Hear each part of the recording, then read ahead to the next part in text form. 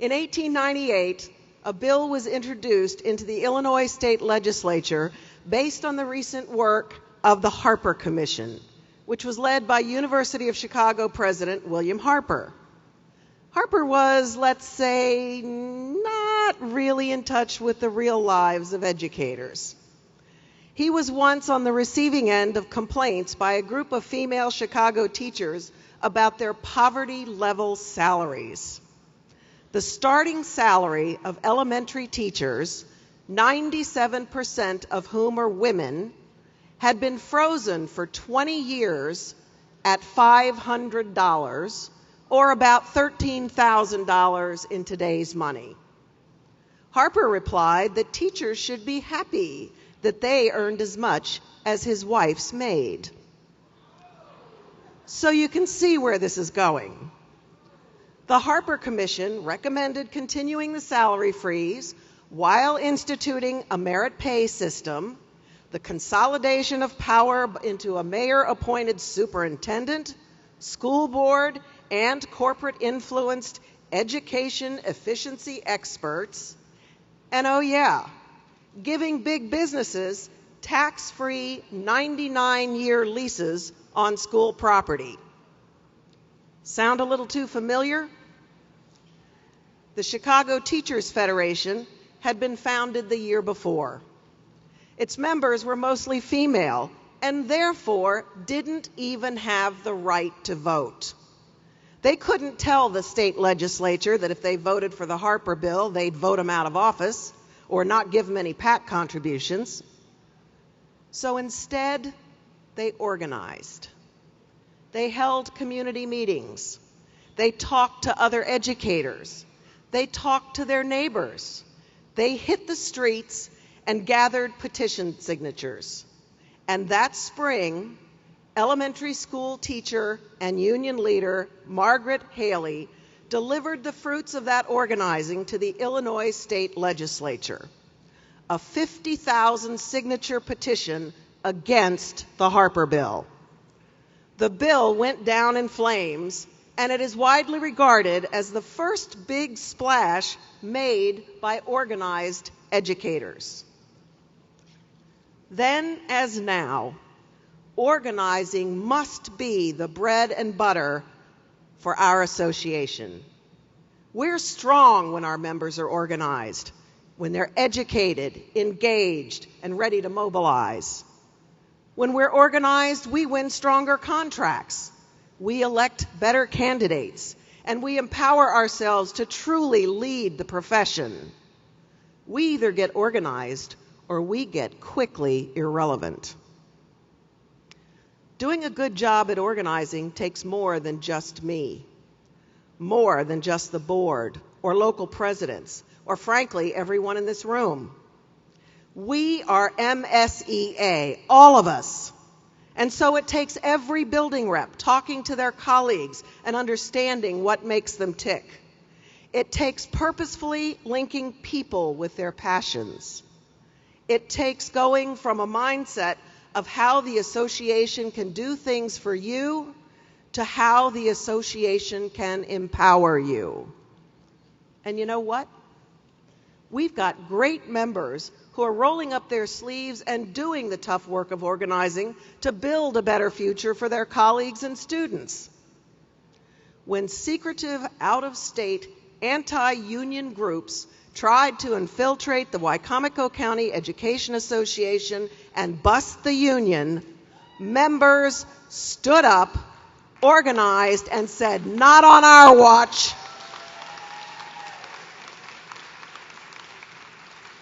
They went building to educate members and get them involved in taking back their association. They organized, and they sent the union busters running back where they came from. Give them a hand.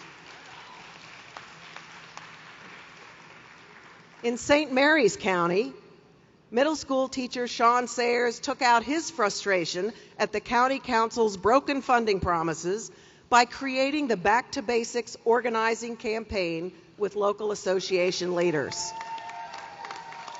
That's our association at its strongest, empowering members, amplifying their voices, and standing up for our profession. And members from across the state have stepped up to apply for our new innovative engagement and organizing grants. We had some great applications and some outstanding winners. One is the Wicomico County Education Association, which will use its grant to further the organizing and member outreach that it began last year. In Frederick County, Jonathan Arujo is developing an effort to use one-on-one meetings with members to increase visibility and strengthen the role of association reps. Their goal is to learn about individual members and find new and unique ways to involve and activate them. PGCEA member Allison Harkin's mission is to organize the unorganized, with an emphasis on bridging the gap between veteran teachers and brand new teachers. Faculty Advisory Council leaders will be trained to build relationships with members to help them organize their coworkers to confront the challenges they face. Jessica Halliday and the Washington County Teachers Association Membership Committee are developing a focused training plan for WCTA members to become empowered, to empower others, to expand local capacity, and to have long-term effects on working conditions and issue organizing.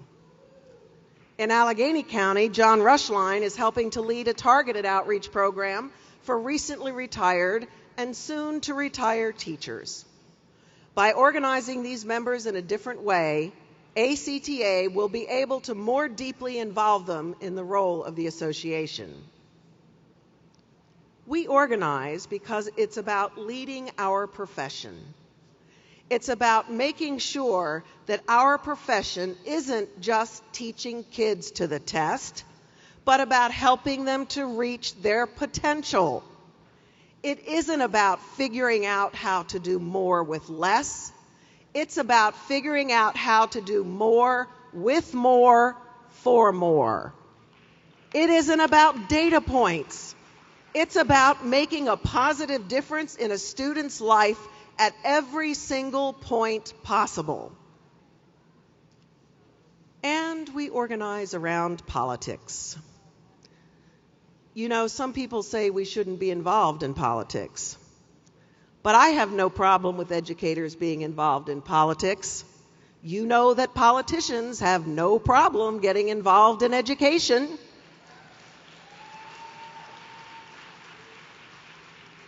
We've done a great job organizing around politics this year.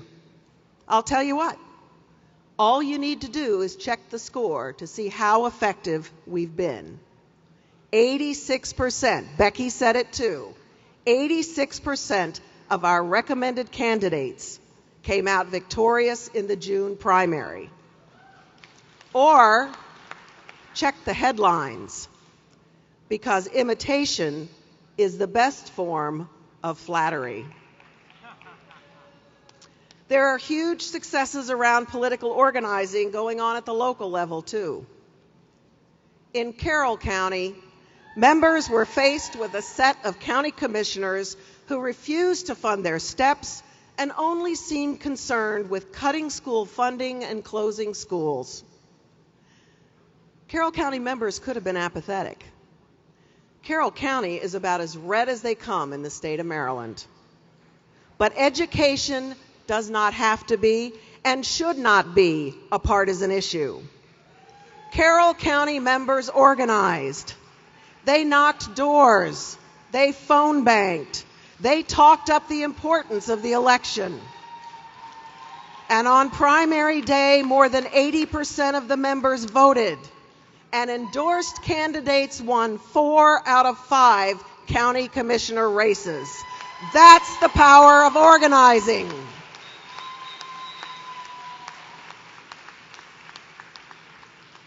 And there are other success stories across the state. Prince George's County used new teacher orientation to sign up more than 500 members for PAC. Montgomery County once again led the way with the most poll workers handing out Apple ballots on primary day. Howard County's had a tremendous level of involvement from its members who are getting out and talking to colleagues, neighbors, and the community about the importance of electing pro-public education candidates, especially at the local level. Are you ready for a new school board?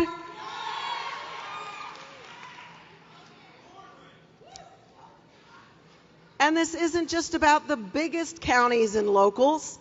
Kent County ESP got the highest percentage of its members to sign commit to vote cards, winning our statewide contest. Charles County has had a great all-round political organizing program, from phone banks and neighborhood canvassing to stepping up their members on poll working and PAC contributions. This organizing is going to pay huge dividends. It's going to elect more friends of public education, leading to stronger contracts, better support for our students, and better working conditions. And some of these candidates we know quite well because they're us. Did you see the latest cover of Action Line? We featured 4 of the members who are running for office for the first time. Amanda Stewart, a high school science teacher from Prince George's County, running for Charles County Commissioner.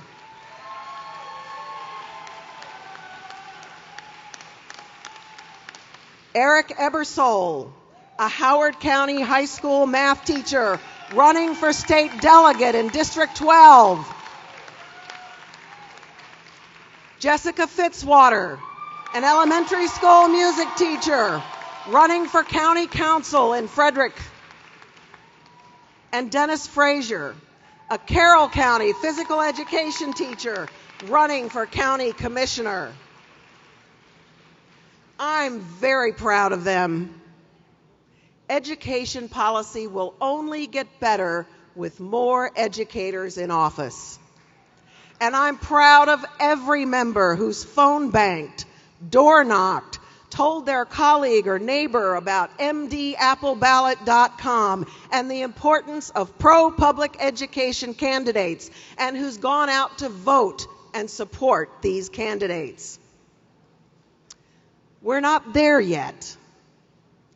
Early voting starts Thursday. We need to elect Amanda, Eric, Jessica, and Dennis. We need to elect Anthony Brown as our next governor, who will protect education funding, partner with educators, and lead a Thornton II commission to make sure that there's enough funding for our students, our contracts, and the programs we need for our schools to be successful. Larry Hogan is out talking about billion-dollar cuts to education funding, about expanding vouchers and unregulated charter schools, about failed ideas like merit pay. That's not the kind of leadership we need in our schools. We need to elect school boards that reflect our communities and listen to our educators.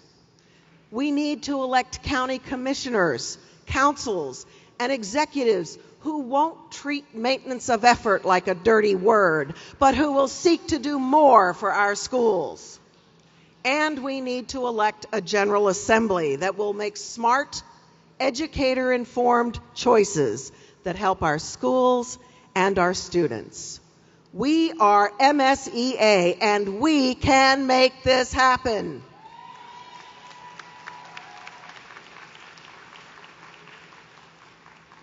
We get there through organizing well. So let's take these next 17 or 18 days before Election Day and do some organizing on our own. Have one-on-one conversations with colleagues and neighbors. Tell people about mdappleBallot.com. Phone bank, canvass, hand out Apple ballots on early voting days or on Election Day. because winning big on Election Day means strengthening our profession, our association, and our voice for years to come. In 1901, Margaret Haley, the Chicago Teachers Federation leader who delivered those 50,000 petition signatures to the state legislature, became the first woman ever to address NEA's national convention from the floor. She recalled listening to a debate that did not reflect the reality of what she saw in her classroom. Before she stood up, broke that glass ceiling, and spoke, she recalled the question that ran through her head was, are these men fools or are they knaves? And let's be honest, we've all had that thought once or twice at the NEARA. 3 years later in St. Louis, she was asked to take her remarks from the floor to the podium to address a packed hall of delegates. The title of her speech, Why Teachers Should Organize. Think about it. This woman who was an incredible trailblazer, she could have talked about so many different things, but she talked about organizing. That's how important it was then. It's still that important now. Our association is here to empower you. Everyone in this room, everyone in this association plays a part in building and exercising that power. We get our profession the respect and resources it deserves and demands through organizing. We make our association the most powerful force for public education that Maryland has ever seen through organizing. And we ensure that our voice is leading the way and driving conversation that has to do with our schools and our students through, you guessed it, organizing. The experts are in this room, right here. It's a lot of hard work, but it is absolutely going to be worth it. Are you ready for better working conditions? Are you ready to spend your time with your students and not on paperwork? Are you ready to make sure that education decisions are in the best interest of educators and students and not people who never set foot in the classroom? Are you ready to elect county councils that fund our contracts? Are you ready to elect school boards that stand up for our kids and what's right? Are you ready to elect our friend and partner, Anthony Brown? Are you ready to organize our way to a better future? I am too. We are MSEA, and that's just what we're going to do. Thank you.